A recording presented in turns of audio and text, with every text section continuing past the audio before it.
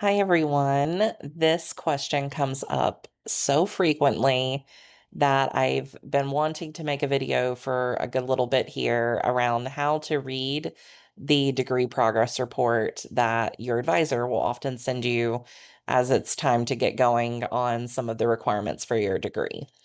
So, when you transfer in your credits, they get pulled in and kind of pushed into the areas of the plan that they'll fulfill.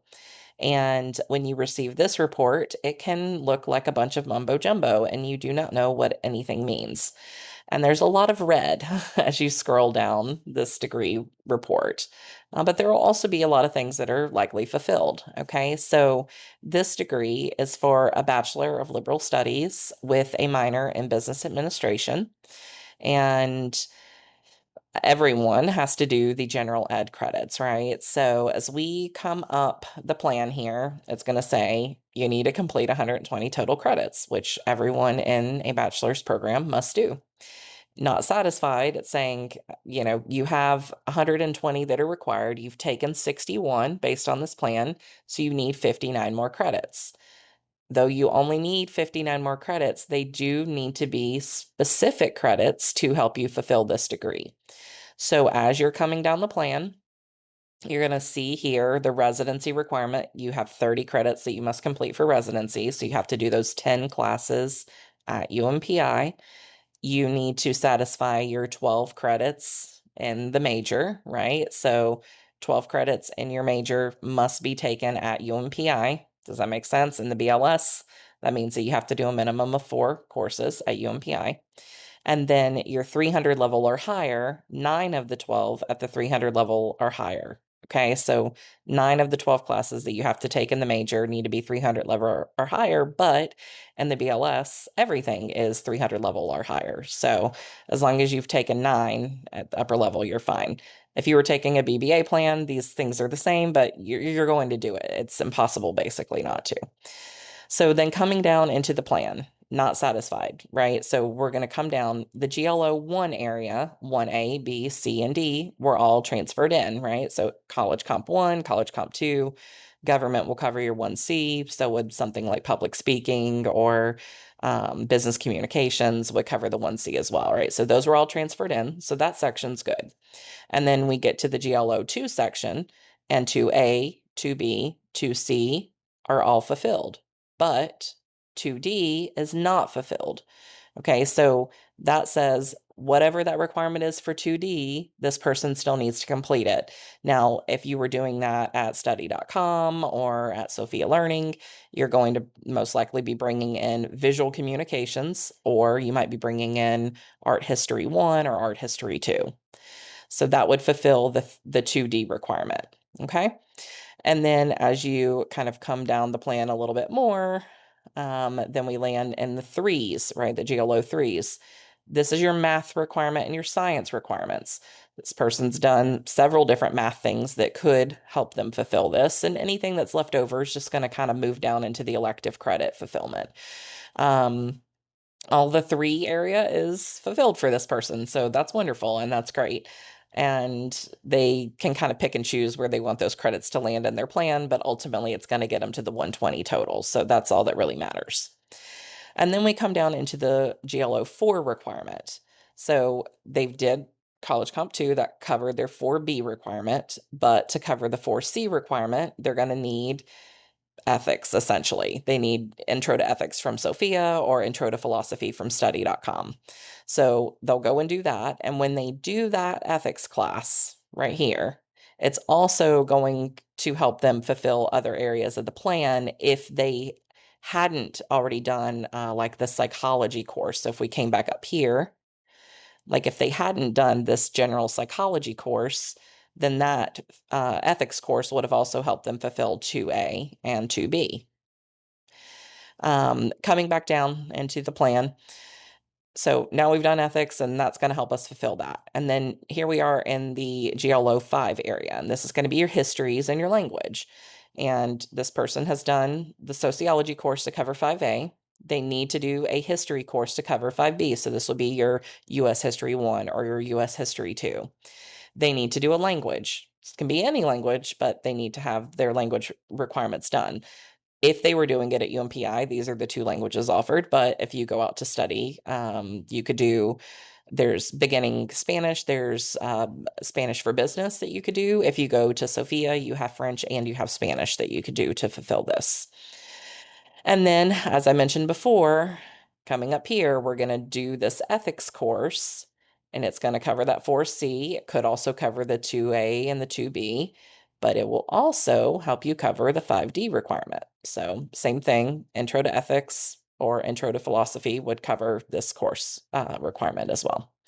And then last but not least, you have US government at Sophia that covers the American government requirement, and they already have that. If you're coming in from another college, you might have some other variety of names of courses that come in and help you fill the general eds. But that gives you a general sense of hopefully how to read this and understand like why something isn't satisfied, and that multiple areas of this can be satisfied by one class. In fact, ethics satisfies 4 areas. College Comp 2 satisfies 3 areas. You're only going to get 3 credits for it, but it can help you fulfill the requirements of the gen eds. Okay, coming down into the plan. Now we're at the Bachelor of Liberal Studies. And for this, you need 24 upper level credits. And you also have to have a minor, and the minor needs to have 18 credits with it.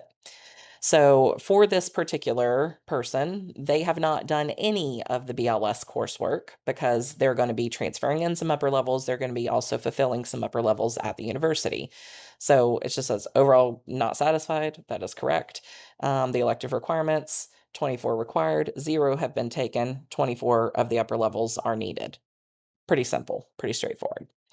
And then coming down into their business administration minor, which this person is planning to add an additional minor. Business administration was the first minor they applied with, and then they're going to add a psychology minor, actually. But for this business administration minor, you would need to do, this is telling you what's not satisfied. You need Business 101, Business 150, Eco 207, and PCJ 215. Okay. And then you must satisfy either Business 125 or Business 200. And then you need to satisfy either PCJ 315 or Math 140. If this were me, I would be doing 200 and Math 140, and then, of course, all of these others. But you can transfer in a lot of this minor. Actually, you can transfer in this entire minor if you chose to. Business 101 would be Intro to Business at Sophia or at study.com. Business 150 would be financial accounting at study.com. Financial accounting from Sophia does not cover this particular course. Eco 207 would be micro and macroeconomics from Sophia. You have to do both. So you're actually going to end up with 6 credits, which means 3 of those will drop down to the elective credit fulfillment. And then PCJ 215 is filled by business communication from Sophia. There is a CLEP exam for Business 125. 125 is not offered at UMPI, so you would only be able to select Business 200 to fulfill this at UMPI, which is a pretty straightforward class.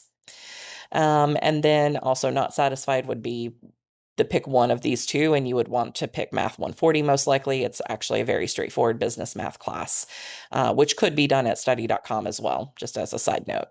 But remember, you have to get to 10 classes at UMPI, so it really does make a lot of sense with this particular minor that you're doing a second minor and fulfilling some additional credits, because this person only has 61 credits. They need to get to 120. We know they're going to do 30 at the university, right? So now we're at 90, but we've got to get all these other credits outside of the university to get it to that threshold of being able to fulfill everything. I hope that this helps. And, these are just some of the transfers this person had brought in. They're going to plot into different areas of the plan. But I hope that this helps you as you're reading this to understand what it means. There's like just a lot of red text, and you're like, I don't understand what it means. But really, it's just telling you what you need to finish, what you need to complete to be able to get your full 120 credits, but also fulfill the degree requirements, because it's not just 120, it's also fulfilling the degree. If you have any questions, just hit me up. I'd love to chat. You can visit my website at plottedpath.com. I have a big free spreadsheet there where you can find out lots of information and lots of the different transfer equivalencies for UMPI, and I would be delighted to help you put together a custom plan. I did that for this person. They just sent me this to kind of double check things and make sure that they were on the right track. And I would be happy to do the same for you. I have a couple different levels of services, and I can take in old credits that you've done at prior universities. By the way, there's no age limit really on these credits. They can be 25 plus years old.